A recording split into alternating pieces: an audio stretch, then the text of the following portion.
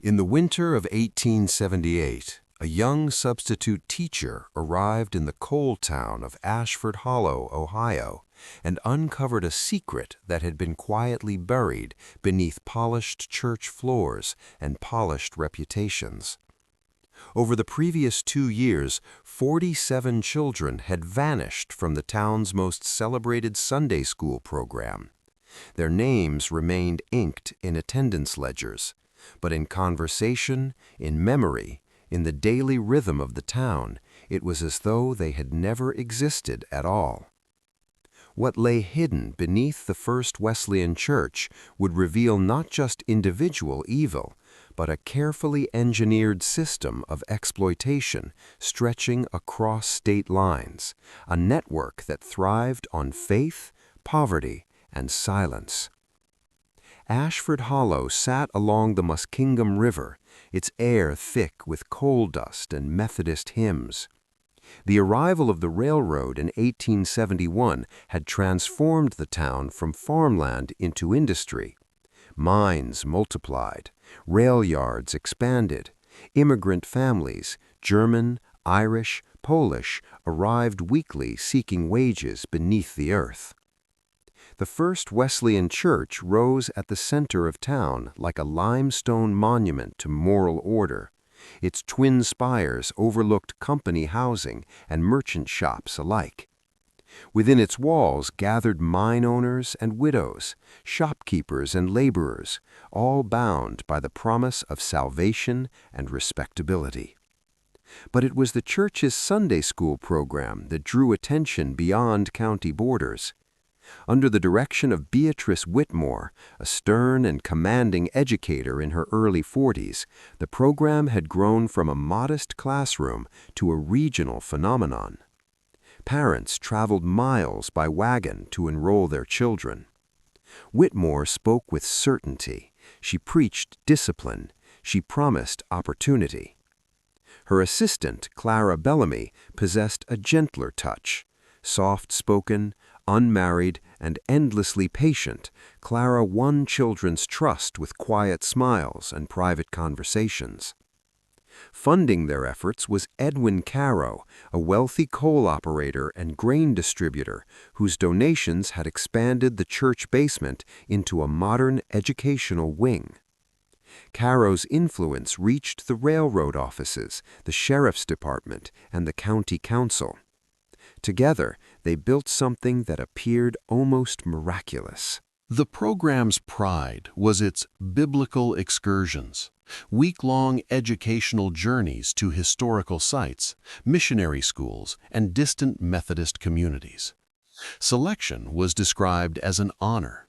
Children chosen were praised as gifted, exceptional, called to higher purpose. 8-year-old Lucas Reinhardt was the first to leave in September 1876.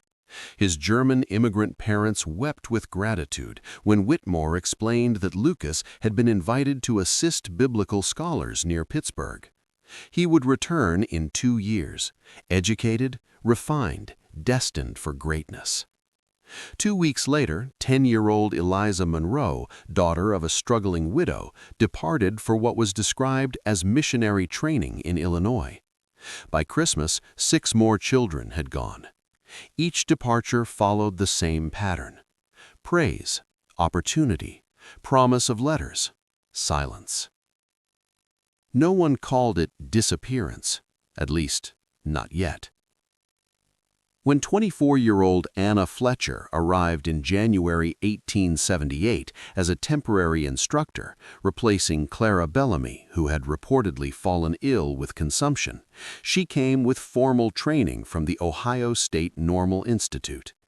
Anna believed in documentation. She believed in structure. She believed in measurable outcomes. And she believed something was wrong. There were no curriculum records for departed students, no institutional correspondence from hosting churches.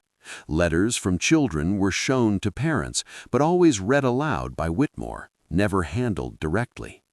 When Anna attempted to send friendly classroom updates to former students, Whitmore reacted sharply.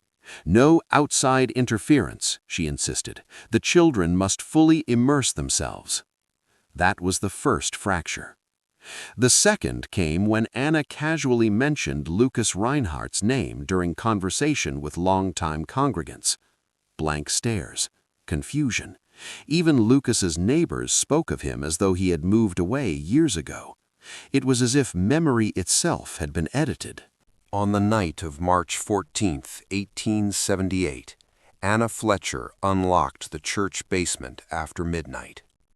Wind howled through coal-streaked streets. Steam pipes hissed beneath stone floors. In Beatrice Whitmore's private office, Anna discovered a loose floorboard. Beneath it lay a leather-bound ledger. Not attendance records, sales records. Each missing child was listed with age, physical description, temperament, family background, and a dollar amount. Lucas Reinhardt, age 8, sturdy, compliant, limited English, $90, Pittsburgh textile interests. Eliza Monroe, age 10, intelligent, widow mother, financially strained, $125, domestic placement, Louisville. Page after page revealed similar entries. Children categorized by industrial suitability. Girls labeled by domestic adaptability. Total revenue over 2 years exceeded $4,300. In 1878, it was a fortune. In a locked drawer, Anna discovered contracts, coded but unmistakable, outlining delivery schedules to factories in Chicago, mines in Pennsylvania, households in Kentucky. And, hidden behind a false wall in a storage room, Clara Bellamy's personal journal. The journal was not written in hysteria or greed. It was clinical. Clara documented each child's fears, attachments, insecurities. She described methods for separating them from family loyalty, techniques for framing obedience as spiritual virtue. One entry detailed her work with 12-year-old Magdalena Kovac, whose Polish parents believed she had been called to missionary service. Gradually introduced notion that family poverty indicates divine misalignment, Clara wrote. Child now accepts separation as spiritual necessity. Other entries were colder still. Intelligent boys require earlier emotional severance. Girls respond effectively to guilt reinforcement. Convince them their parents consented. Among the papers were intercepted letters. One read, "Mama, they say you did not want me anymore because I was disobedient. The machines are loud. My hands bleed. Please forgive me." Another, from Eliza Monroe. "She tells me God wants me grateful, but what she asks feels wrong. I want to come home." The letters were never mailed. They were preserved, leverage within a broader network. Correspondence revealed that Ashford Hollow was not isolated. Whitmore maintained contact with similar operations in Indiana, Illinois, and Pennsylvania. If scrutiny rose in one town, children were moved elsewhere. Railroad shipping contacts, facilitated by Edwin Caro's business empire, ensured discreet transportation. Clara's illness, Anna realized, had been staged. She was in Chicago coordinating the largest transaction yet, 23 children scheduled for departure under the guise of a historical excursion to Philadelphia. Whitmore and Caro were preparing to flee west by summer, property already purchased near Sacramento under assumed names. The children would vanish. The town would forget. Anna faced an impossible decision. The local sheriff owed his position to Caro. The church board revered Whitmore. Accusations would be dismissed as hysteria. Yet delay meant 23 more children lost. On March 27th, Anna stole the ledger, the journal, and every document she could carry. She rode overnight to the county seat in Zanesville and presented the evidence to Judge Thomas Ellery. Ellery did not hesitate. Telegrams were sent to Chicago, Louisville, Pittsburgh. Raids were coordinated within 48 hours. On March 30th, 1878, Beatrice Whitmore, Clara Bellamy, and Edwin Caro were arrested at the Ashford Rail Depot, attempting to board a westbound train. Cash, forged documents, false identities. Coordinated raids rescued 16 children before permanent relocation, but 31 were already scattered. Some would never be found. Trials revealed a criminal enterprise spanning at least 5 states. Bribes paid to railroad clerks and minor officials. Industrial buyers requesting specific ages and temperaments. Financial gains exceeding $60,000 across the broader network. The rescued children bore scars, missing fingers from textile looms, coal-damaged lungs, night terrors, and silence that lingered for years. 12 children were confirmed dead through accident or disease. 19 vanished entirely.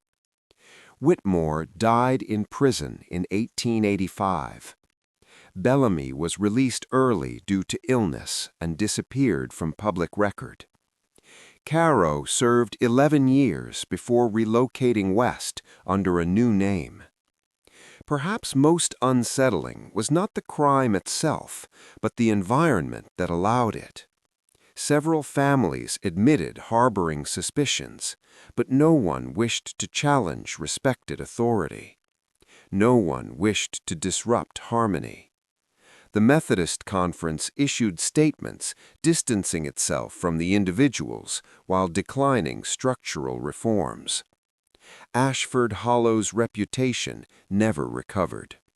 Population declined. Industry faltered. The church still stands, though few speak of the basement. Anna became both hero and outcast. Some credited her with saving lives. Others blamed her for destroying the town's good name. She never married, never settled long in one place, but she continued advocating for educational oversight and child protection reforms. Her name faded from newspapers. The children did not. 20 years later, a review concluded: 16 rescued, 12 confirmed dead, 19 missing. The Ashford Hollow case exposed weaknesses in interstate law enforcement and the absence of legal frameworks addressing organized child trafficking. It demonstrated how trust, when combined with poverty and ambition, can be weaponized. The conspirators succeeded not through brilliance, but through exploiting ordinary human tendencies: deference to authority, gratitude for opportunity, reluctance to question faith. The tragedy reminds us that evil rarely announces itself loudly. Sometimes it sings hymns, sometimes it builds schools, and sometimes it waits beneath the floorboards, recorded neatly in ink until someone is brave enough to look.